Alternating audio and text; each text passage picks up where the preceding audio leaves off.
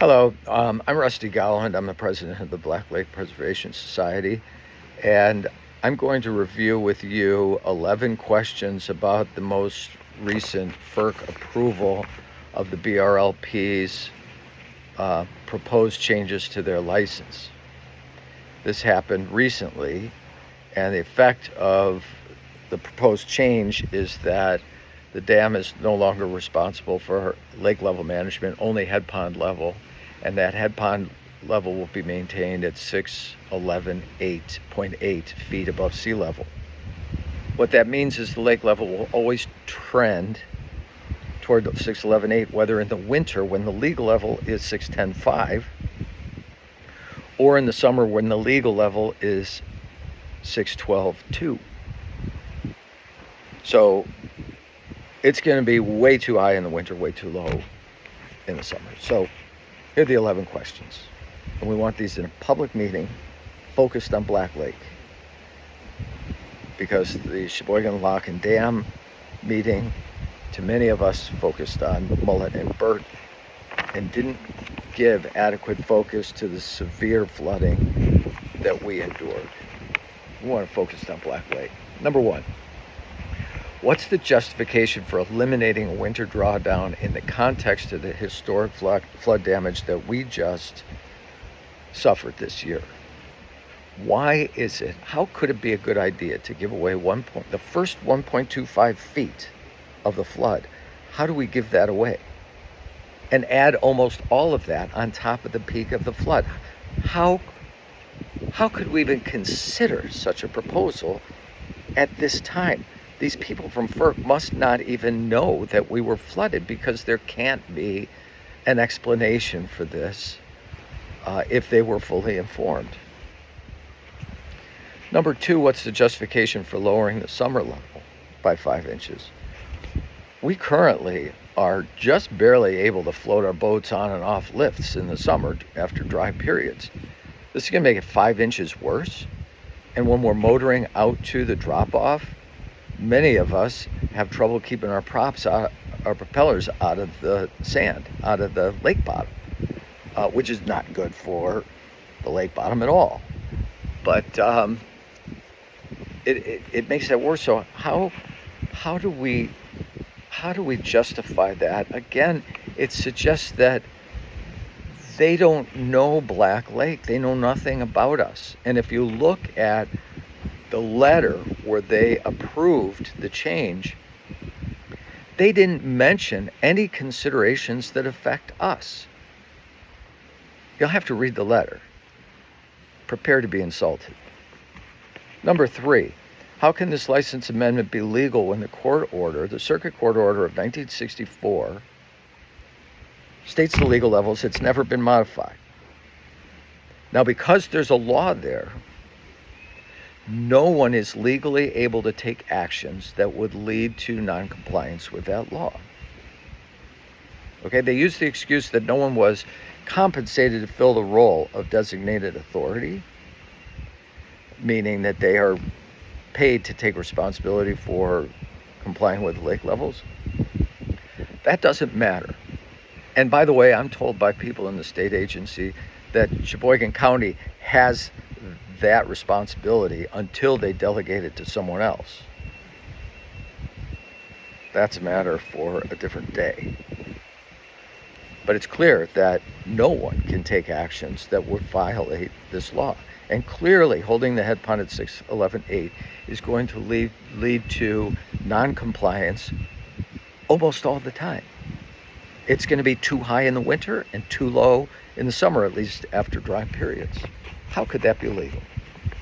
Number four, how can the Alverno Dam be designated low hazard when the Sheboygan Dam is high hazard? We all saw this spring the rush of attention to Alverno when we couldn't discharge enough water. It's clear to everyone that if Alverno fails, Sheboygan fails. How do we not have the same hazard designation? And we want that designation because it gives us more regulation of the dam, and it gives us USGS certified gauges that we can read online of flows and elevations. So how do you explain how we're not high hazard when all the resources that were Sheboygan came rushing to Alverno because that was how to protect the high hazard dam in Sheboygan. Number 5, who's designing and planning an expansion of the Alverno Dam spill capacity after this recent flooding? So we got to a point where the water in the lake was so high, and that's the primary driver of how much water flows down the lower Black River. It got so high the dam did not have the physical capacity to discharge all the water that arrived at the dam.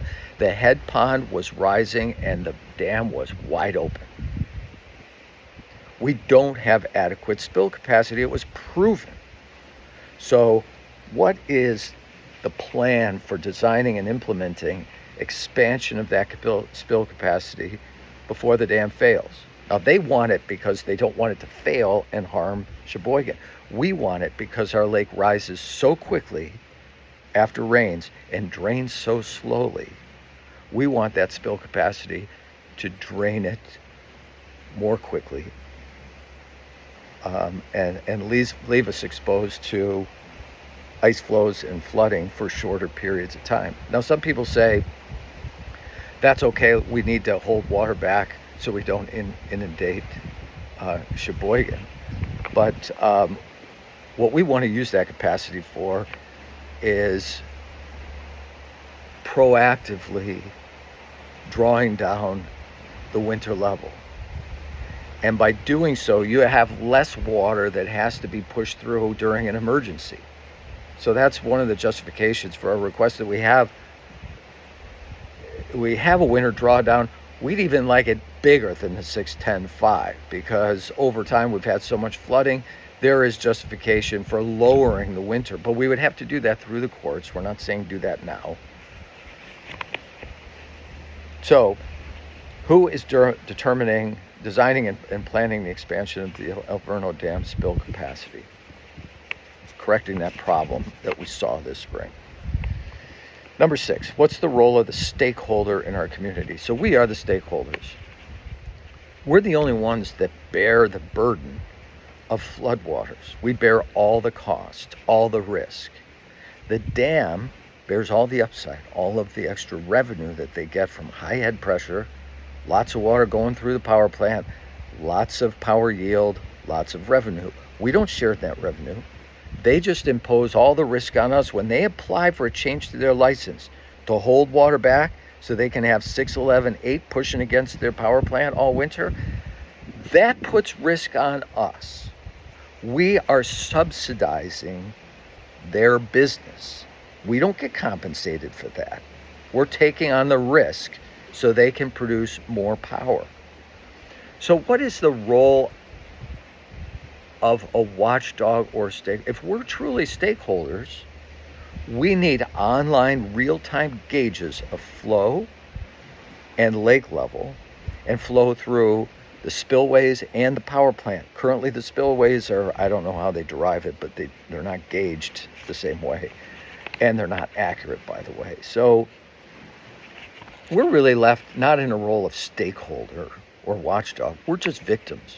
We take whatever they give us, and we're blindfolded because we can't see what's going on. Okay, we can look at a forecast. We can look at 38 inches of snow on the ground, and we know we're about to get whacked with high water. What we want to know is who's doing what about that, and when, how much urgency are we placing on it? We need to know that because we're the ones that bear all the consequences of being unprepared. Number 7, can you explain to our community how we're not being treated as a sacrifice zone?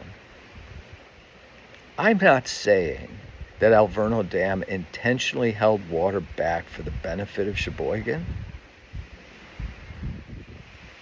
but we're certainly not being transparent about that. We don't have any data that shows what the dam was up to, and if we are a sacrifice zone, we ought to know that.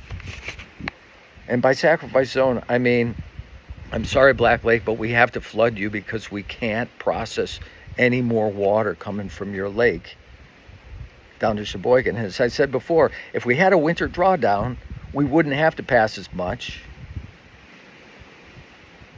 But if we get into trouble, if we're going to be sacrificed for the benefit of Sheboygan, we need to be upfront about that.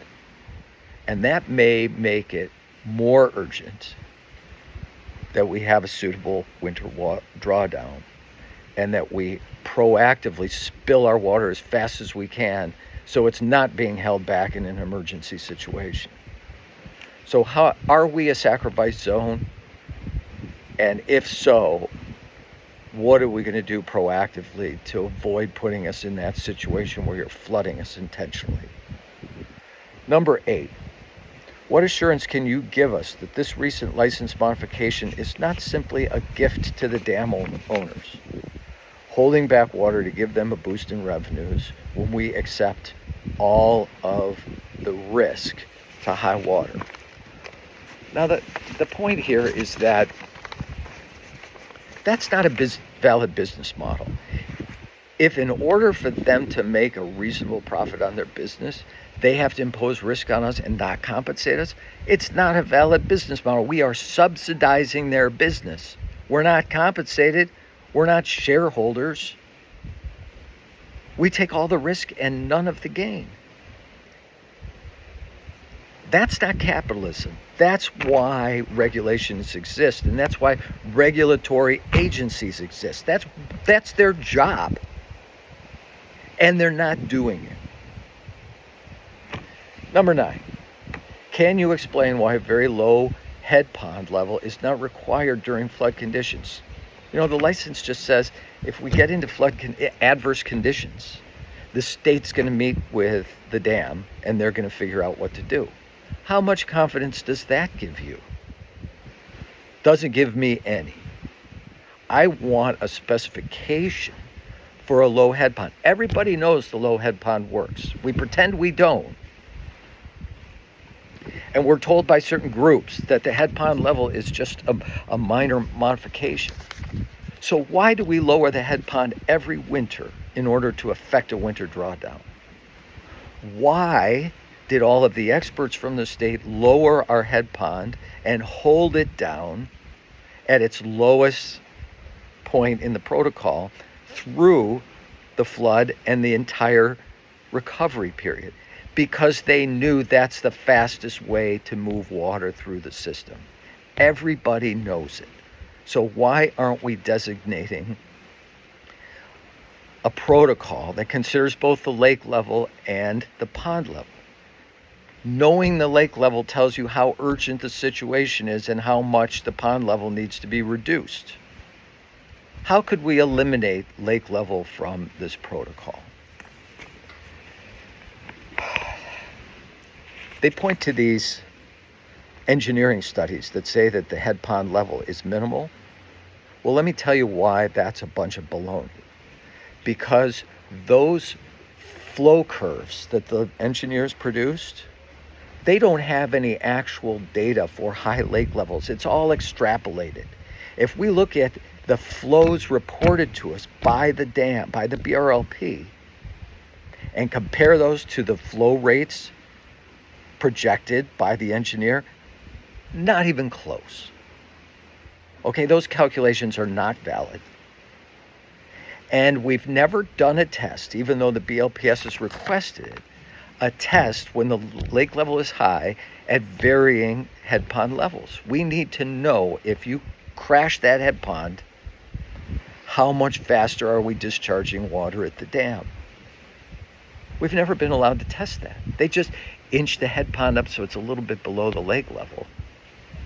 Which brings me to my next point about Smith Rapids. They say it's Smith Rapids that's slowing the water down.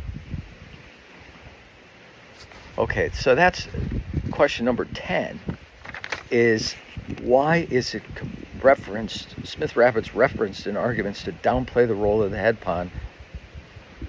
We know the dynamics of a dam.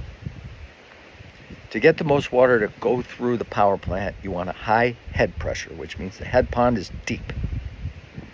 That's why they want to hold water back. And the tail race is the water below the dam. You want that low. That's what harmed us when Sheboygan slowed down. It raised the tail race, slowed water through the plant. Well, Smith Rapids works the same way, people. When the water in front of the dam, that acts as the head pond. The tail race is the dam's actual head pond and the more shallow river below. And people say, oh, we could drain that head pond down to nothing. But it's Smith Rapids that's holding the water back. No, but that's exactly how you push water through Smith Rapids, is you get a low tail race, a big differential. Here's the other thing. When we care about using that head pond to speed up discharge from the lake, it's when the lake is high. The higher the lake is, the more water that flows over the top of Smith Rapids. There's less disturbance of the water, and that surface water moves more smoothly over the top. Smith Rapids is less variable as the lake level increases. That's why this spring, Smith Rapids was allowing so much water to pass. Alverno Dam physically didn't have the capacity to spill it all. We rushed to put the sandbags around the top of the head pond because there was no way to keep the water from rising. Too much water was arriving at the dam over the top of Smith Rapids. So Smith Rapids is a factor. It slows maybe the winter drawdown. We can be patient. Start it earlier. We can still make the winter water drawdown work. But at deep levels, when we're in trouble, crash the head pond and get as much water to pass through as we can. Run those tests if you need to. If we need to, dredge Smith Rapids. But we can't just use that as an excuse.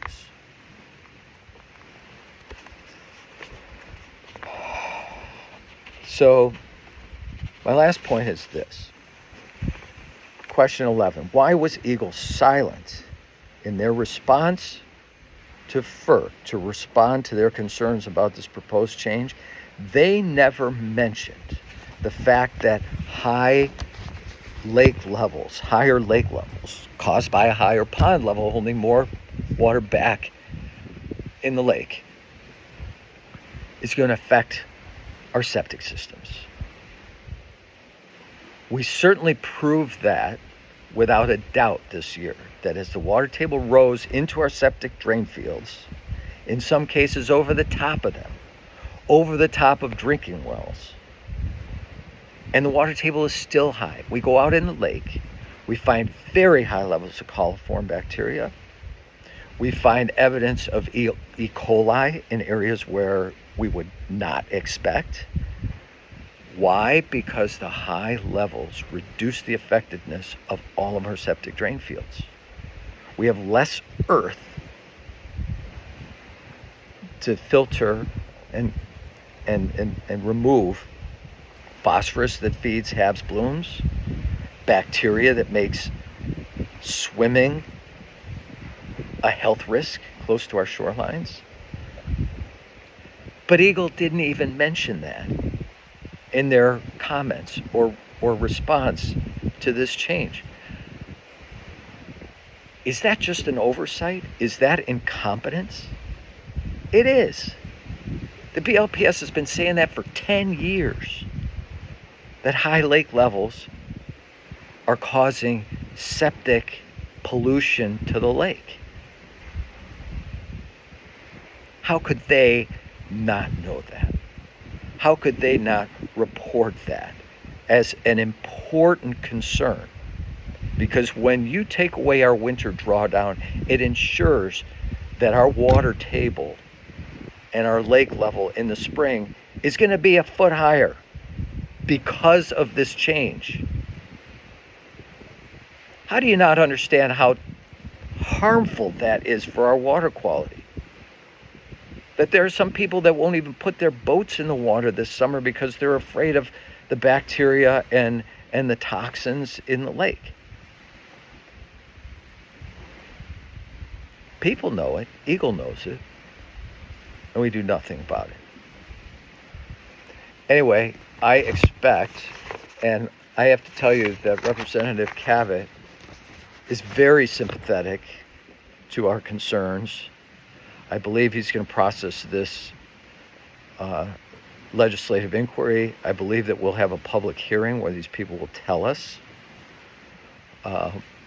explain to us how they would come to this ruling that seems crazy if they know anything about us. So they either know nothing about us or they are negligent in their role as regulators. One of the two.